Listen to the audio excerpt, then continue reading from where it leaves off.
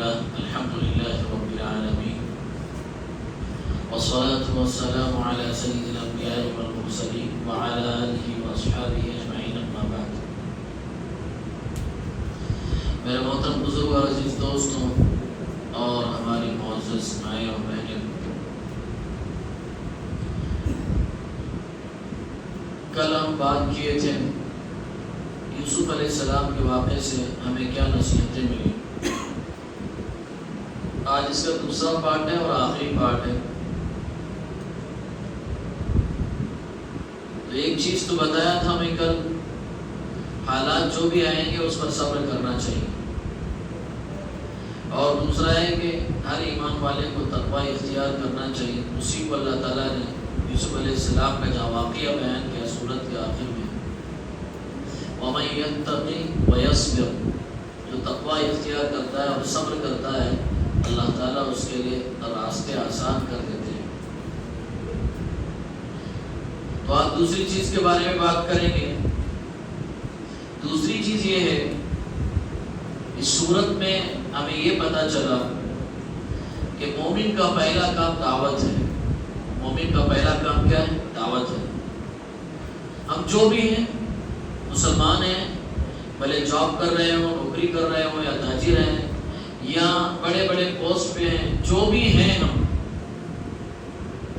بحیثیت مسلمان ہمارا پہلا کام ہے اللہ کی طرف دعوت دینا اور اللہ کی طرف بلانا. یوسف علیہ السلام جیل میں ہیں. ایسے بھی جیل کی سختیاں خطرناک ہوتی ہیں، جیل کی تکلیفیں الگ ہیں. آدمی اس میں کتنا پریشان ہوتا ہے. وہاں یوسف علیہ السلام نے دعوت کا کام شروع کیا. مختلف انداز میں قیدیوں کو سمجھاتے تھے. تو یوسف علیہ السلام کے واقعے سے بھی ہمیں پتہ چلتا ہے کہ مسلمان کا پہلا کام دعوت ہونا چاہیے. یہی وجہ ہے کہ اگر پہلے والے لوگ اس کو اپنی ذمہ داری اگر نہیں سمجھتے تو شاید ہی ہم مسلمان ہو پاتے. اللہ کے رسول صلی اللہ علیہ وسلم کے بعد والے لوگوں نے ذمہ داری سمجھی کہ اسلام کی دعوت کو دنیا میں پہنچانا ہے، تبھی تو ہم مسلمان ہو پائیں. اگر ہم اس ذمہ داری کو نہیں سمجھیں گے، اس ذمہ داری کو پورا نہیں کریں گے، تو بعد والوں تک دین اور اسلام کیسے پہنچے گا؟ اور اسلام کہ دنیا میں تیزی سے پھیلنے کی ایک بڑی وجہ ہے دعوت. اتنا تیزی سے اسلام دنیا میں پھیل رہا ہے، کبھی نہ پھیلتا اگر اس کی دعوت کی ذمہ داری اگر نہ لی جاتی. تو کچھ بھی ہو، ہم مسلمان ہیں. پہلے مسلمان کا پہلا کام جو ہے وہ دعوت ہے. دعوت عمل کے ذریعے بھی ہوگی، دعوت زبان کے ذریعے بھی ہو سکتی. تو دعوت اگر عمل کے ذریعے ہوگی تو دعوت میں تاثیر پیدا ہو. بدعملی کے ساتھ دعوت دیں گے تو دعوت میں اثر پیدا ہو. عمل کے ساتھ دعوت دینے کی کوشش کریں. ایک ہے بے عملی، ایک ہے بد عملی. بے عملی ہے جیسے نماز چھوڑ رہا ہوں میں، اور نماز چھوڑ کے پھر جوا بھی کھیل رہا ہوں اور پھر دین کی طرف دعوت بھی دے رہا ہوں. تو بد عملی اور بے عملی کے ساتھ جو دعوت دی جاتی ہے اس دعوت سے کبھی اثر پیدا نہیں ہوگا. دعوت سے اثر اسی وقت پیدا ہوگا جب آدمی دین اسلام کو اپنی زندگی میں رچا لے، بسا لے، تو لوگ خود بخود اسلام کی طرف مائل ہونے والے بنیں گے. اس لیے دعوت کو اپنا معیار بنائیں اور دین اسلام کو اپنی زندگی میں اتارنے کی کوشش کریں. دعوت سب کے لیے ضروری ہے، مسلمانوں کے لیے ضروری ہے، غیر مسلموں کے لیے بھی ضروری ہے. آپ غیر مسلموں میں دعوت دیں گے تو آپ بات کریں گے توحید، رسالت، آخرت کی. اللہ ایک ہے، اس دنیا کا خالق و مالک ایک ہی ہے، کوئی نہیں ہو سکتا.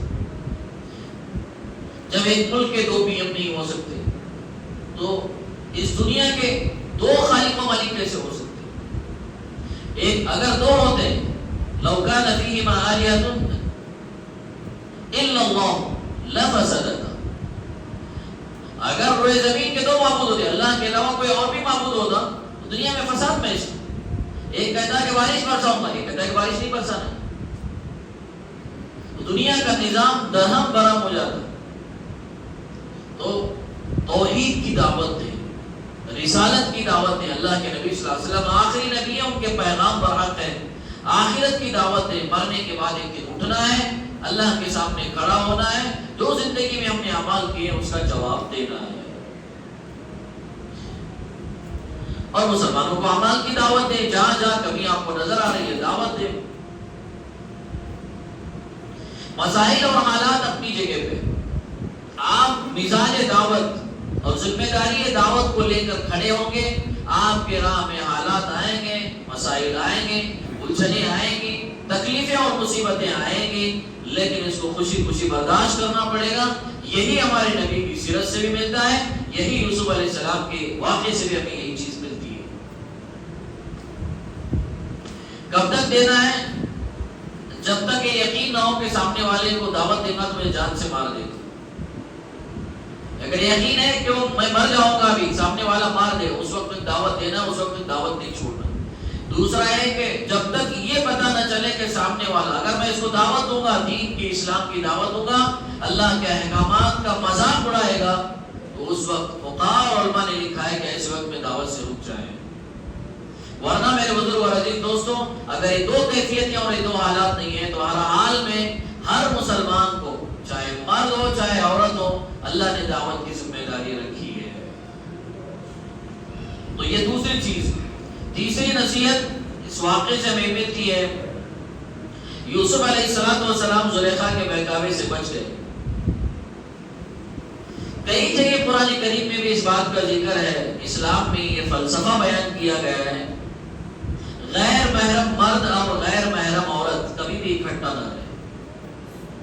یوسف بھی نامحرم ہے، زلیخا بھی نامحرم ہے۔ اسلام کا یہ فلسفہ ہے، اسلام کا یہ قانون ہے۔ آج بھی 18واں پارہ پڑھا گیا، قانون کی بات کی گئی اس کے اندر۔ اسلام کا یہ قانون ہے کہ کوئی غیر محرم مرد، کوئی غیر محرم مرد، غیر محرم عورت کبھی اکٹھا نہیں ہونی چاہیے جب تک کہ تیسرا محرم موجود نہ ہو۔ تیسرا محرم موجود نہ ہو، اکٹھا نہیں ہونی چاہیے۔ محرم مثال کے طور پر کیا محرم کا مطلب ہے؟ گھر میں لڑکی ہے، کسی بھی ایکس وائی زیڈ کے ساتھ اگر رہے گی، اگر اس کا محرم ساتھ میں نہیں ہے،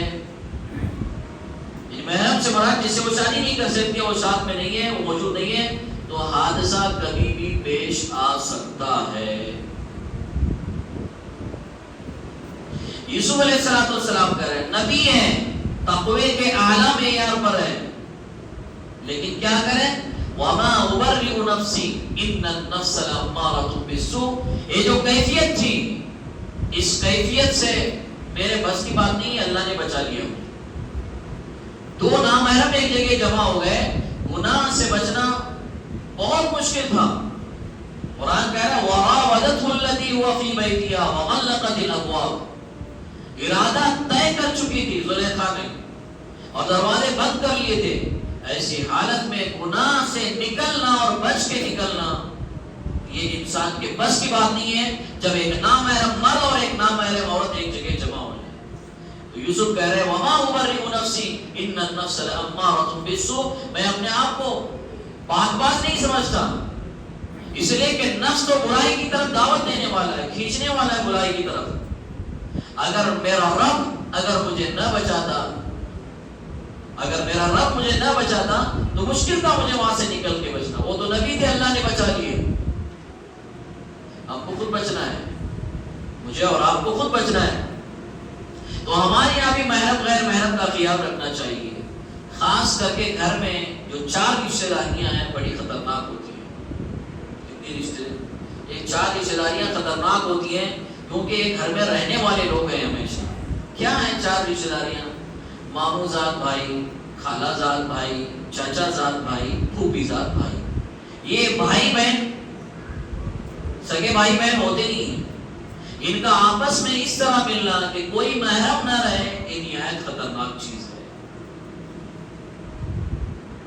کبھی لوگ خالہ زاد بھائی کے ساتھ بھیج دیتے ہیں، خالہ کا بیٹا بھیج دو، بائک پہ جا رہے ہیں، یہاں جا رہے ہیں، وہاں جا رہے ہیں، فلاں نہیں، اور آئے دن روز بروز حادثات ہو ہی رہے، خالہ کے ساتھ، ماموں کے ساتھ، چاچا کے بیٹے کے ساتھ، ایسا جیسے سگے بھائی کا برتاؤ ہوتا ہے۔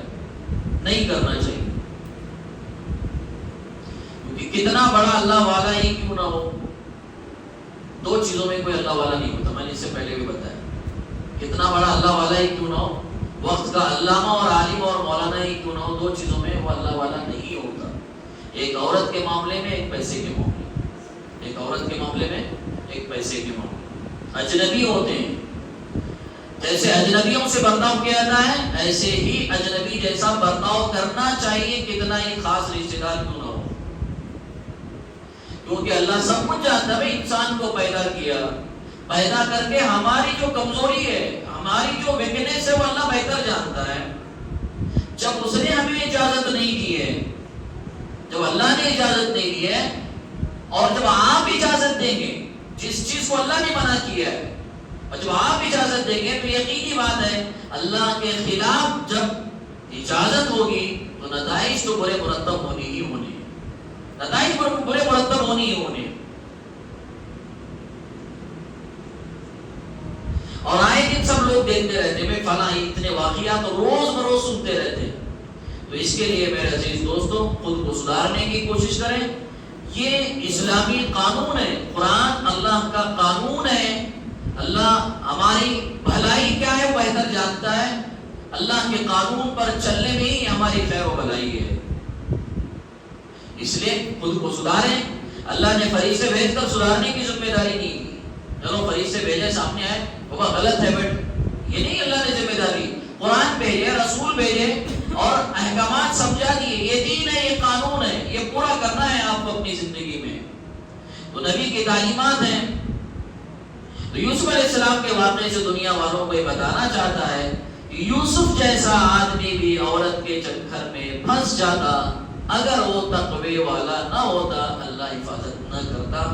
نہیں وہ تو یوسف تھے، ہماری تمہاری سوال ہی پیدا نہیں ہوتا، ہمارا تمہارا تو سوال ہی نہیں پیدا ہوتا. عورت کے ساتھ میں نامحرم، عورت کے ساتھ میں اکیلے میں رہنا. حضور اکرم صلی اللہ علیہ وسلم نے فرمایا جب دو نامحرم مرد اور عورت ایک ساتھ جمع ہو جاتے ہیں، تیسرا شیطان ہوتا ہے. تیسرا کون ہوتا ہے؟ شیطان ہوتا ہے. بہکانے میں کوئی کسر نہیں چھوڑتا. شیطان کا دعویٰ ہے، میں نے یہ سنا ہے، شیطان کا دعویٰ ہے، شیطان یہ کہتا ہے اگر ایک کمرے میں حسن بصری اور ایک کمرے میں رابعہ بصریہ ہوں. حسن بصری معلوم بہت بڑے اللہ والے، ام المومنین حضرت غالباً ام سلمہ، مجھے دھیان میں نہیں آ رہا، شاید ام سلمہ ہی میں نے پڑھا تھا مختارات میں، دھیان میں نہیں آ رہا. ام سلمہ رضی اللہ عنہ حسن بصری کی باندھی ام سلمہ کی خادمہ تھی. اور یہ چھوٹے تھے بچے، دودھ پیتے بچے. جب باہر جاتی ان کی امی تو دودھ پلاتی ام سلمہ رضی اللہ عنہ. وہ ام المومنین ہے، اللہ کے نبی صلی اللہ علیہ وسلم کی بیوی ہے. دودھ پلاتی تھی حسن بصری کو. جسے ام المومنین نے دودھ پلایا اس کا تقوی اور طہارت کس مقام کا ہوگا. اور رابعہ بصریہ بہت بڑی اللہ والی ہے. ہم سوچ رہے اتنے بڑی اللہ والی ہے. شیطان کہتا ہے حسن بصری اور رابعہ بصریہ دونوں ایک کمرے میں جمع ہو جائیں تو مجھے ٹائم نہیں لگے گا ان کو دونوں کو بہکانے میں.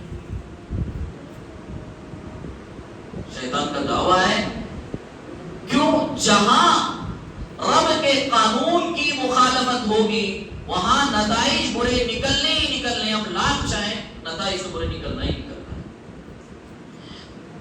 شیطان کا کام تہجد تو پڑھانا نہیں ہے نا. شیطان کا کام تہجد تو پڑھانا نہیں ہے نا. اس کا کام ہے شرارت کرنا، اس کا کام ہے گناہ کی طرف دعوت دینا. وہ نہیں کہے گا بیٹا تہجد پڑھ لے بول کے. سو رہا ہے تو بولے گا اور ٹائم باقی اور تھوڑا سو جانا، پھر پتا چلے گا کہ نہیں فجر کی نماز ہو گئی. اگر ہم نیک ہیں تو سمجھ میں آیا، اس کا اہتمام کریں. چوتھی چیز ہمیں اس واقعے سے بات پتہ چلتی ہے کہ اگر ہم نیک ہیں تو اپنی نیکی پر ناز نہیں کرنا چاہیے. کتنے بھی بڑے عالم ہیں، اللہ والے ہیں، اللہ نے نیکی کی توفیق دی ہے، دین کا کام اور دین کی محنت کرنے کے اللہ نے توفیق دی ہے، تو اس پر ناز کرنے کے بجائے اللہ پر بھروسہ کرنا چاہیے. کیونکہ انسانی جتنی بھی کمزوریاں ہیں وہ ہمارے اندر موجود ہیں. رب ہی ہمیں نیک رکھ سکتا ہے. ہمارے اندر بڑی کمزوری ہے، انسانی جو کمزوری ہے. رب جب تک ہمیں نہ چاہے نیک رکھنا اس وقت تک ہم نیک نہیں رہ سکتے. تو لہذا انسان کو اپنے نیکی پر ناز نہیں کرنا چاہیے. یوسف علیہ السلام نے کہا میرا کمال نہیں ہے کہ میں بچ گئے، حالانکہ تقوی کے اعلیٰ معیار پر ہے کہے اور اللہ کے خوف کے اعلیٰ معیار پر ہے، کہہ رہے ہیں کہ میرا کمال نہیں ہے کیونکہ میرے اندر بھی وہی نفس ہے جو عام انسانوں کے اندر ہے. اگر اللہ کا فضل نہ ہوتا تو میں نے بچ پاتا.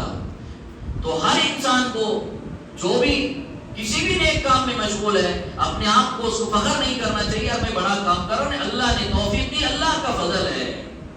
عبد القادر جیلانی رحمۃ اللہ علیہ کے پاس میں اس سے پہلے بھی بتایا تھا، ایک بار شیطان انسانی شکل میں آ گیا، عبد القادر جیلانی آپ کے لیے نماز معاف ہے، آپ کے لیے نماز معاف ہے۔ عبد القادر جیلانی رحمۃ اللہ علیہ فرمانے لگے جو معراج میں جا کر جس نے نماز لائی جب اس کے لیے نماز معاف نہیں ہے تو میرے لیے کہاں سے نماز معاف ہو؟ معراج میں جا کر جو نماز لے کے آئے اس کے لیے جب نماز معاف نہیں ہوئی ہے تو کہ سہارے نکل کر وہ مسجد میں آ کے نماز پڑھ رہے ہیں تو میرے تو سوال ہی نہیں پیدا ہوتا، تو شیطان نے مجھے گمراہی کی طرف دعوت دینے آیا ہے۔ شیطان کہنے لگا عبد القادر بچ گئے، تیرے علم نے تجھے بتا دیا۔ عبد القادر جیلانی کے رحمۃ اللہ علیہ کہنے لگے پھر دھوکہ دے رہا ہے مجھے، تو میرے علم نے مجھے نہیں بچایا، میرے اللہ کے فضل نے مجھے بچایا، میرا علم کیا کمال کا، کمال تو اللہ کا فضل ہے، اس نے مجھے میری حفاظت کی تجھ سے، تو یہ اللہ کا فضل ہے، انعام ہے، اللہ نے ہمیں نیک کام کی توفیق دی ہے۔ اور آخری بات یہ بتائی گئی یوسف علیہ السلام کے بھائیوں نے سجدہ کیا اور ان کے ماں باپ نے سجدہ کیا، اس پر قرآن کی آیت ہے وَخَرُّوا لَهُ سُجَّدًا، سجدے میں گر گئے۔ سجدہ پہلی امتوں میں جائز تھا، ہماری امت میں کسی کے لیے سجدہ جائز نہیں، تعظیمی بھی جائز نہیں ہے، اکرامت بھی جائز نہیں، کوئی سجدہ کسی کے لیے جائز نہیں ہے، چاہے وہ اللہ والا ہے، پیر ہے، مرشد ہے، مجاور ہے، یا قبر میں ہے یا قبر کے باہر ہے، کسی کے لیے بھی سجدہ جائز نہیں ہے ہماری شریعت میں۔ یہاں تک کہ اللہ کے رسول صلی اللہ علیہ وسلم نے جھک کر سلام کرنے سے بھی منع کیا ہے، ایسا جھک کر، سجدے کی وہ نشانی ہے، جھک کر سلام کرنے سے بھی منع کیا ہے۔ اللہ کے رسول صلی اللہ علیہ وسلم کے پاس صحابہ آئے، کہنے لگے اللہ کے رسول ہم ایران چلے گئے، وہاں بادشاہ کے سامنے غلام سجدہ کرتے ہیں، اپنی پیشانی ٹیکتے ہیں، یا اللہ کے رسول تو دنیا کے بادشاہ ہیں، کوئی حیثیت نہیں ہے ان بادشاہوں کی، آپ تو امام الانبیاء ہیں، خاتم الانبیاء ہیں، آپ تو زیادہ مستحق ہیں سجدہ کرنے کے۔ اللہ کے رسول صلی اللہ علیہ وسلم ٹیک لگا کر بیٹھے تھے، سیدھا ہو گئے، فرمایا خدا کی قسم اللہ کے علاوہ اس روئے زمین پر کسی کو سجدے کا اختیار نہیں، اگر ہوتا اللہ کے علاوہ روئے زمین پر کسی کو سجدے کا اختیار وہ عورت کے لیے ہوتا کہ اپنے شوہر کے سامنے سجدہ کرے۔ پھر فرمایا وَلَا تَتَّخِذُوا قَبْرِي وَثَنًا، اے میرے صحابہ میرے دنیا سے جانے کے بعد میری قبر کو سجدے کی جگہ نہ بنانا، میری قبر کو سجدے کی جگہ نہ بنانا، سختی سے اللہ کے رسول صلی اللہ علیہ وسلم نے منع کیا۔ آج دیکھیں ہماری مائیں بہنیں عورتیں مزاروں درگاہوں پر جاتی ہیں اور سر عام سجدہ کرتی ہیں، کوئی روکنے والا نہیں، وہ مجاور بیٹھا ہے کوئی روکنے والا نہیں، مولانا بیٹھے ہیں روکنے والا نہیں، روکیں گے تو دھندا بند ہو جائے گا، کاروبار بند ہو جائے گا۔ حالانکہ ان کو بھی معلوم ہے، امام احمد رضا خان صاحب کا فتویٰ ہے کہ سجدہ نہیں بلکہ قبرستان میں آ ہی نہیں سکتی، حرام کا فتویٰ ہے، قبرستان میں انٹری نہیں ہو سکتی، اگر آئے نہیں تو سجدہ بھی نہیں کر سکتی، ان کو بھی معلوم ہے، لیکن بتایا نہیں جاتا۔ کیوں بتایا نہیں جاتا؟ اس لیے کہ عورتیں اگر آنا بند کریں گی تو کام کیسے چلے گا؟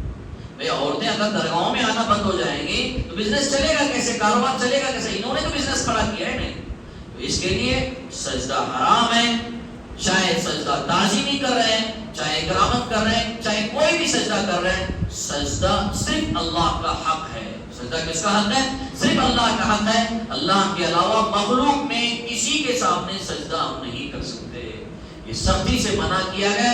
لہذا میں نے دیکھا کہ لوگ جو ہے ماں باپ کے سامنے سجدہ کرتے ہیں، ریلوے اسٹیشن پہ پاس ایک بار دیکھا کہ وہ اپنی ساس کے سامنے سجدہ کر رہی ہے، کہیں سجدہ نہیں کیا سکتا۔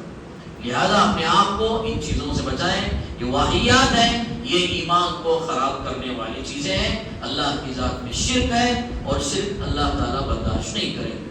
چاہے آپ کی نیت کچھ بھی ہو، آپ نے سجدہ کیا وہ اللہ کے ساتھ میں اللہ کا مقام اس کو دیا، اللہ چاہتے ہیں کہ بندہ صرف میرے سامنے جھکے اور یہ دوسرے کے سامنے جھک رہا ہے تو گویا اس کو اللہ کے برابر اس نے کھڑا کیا۔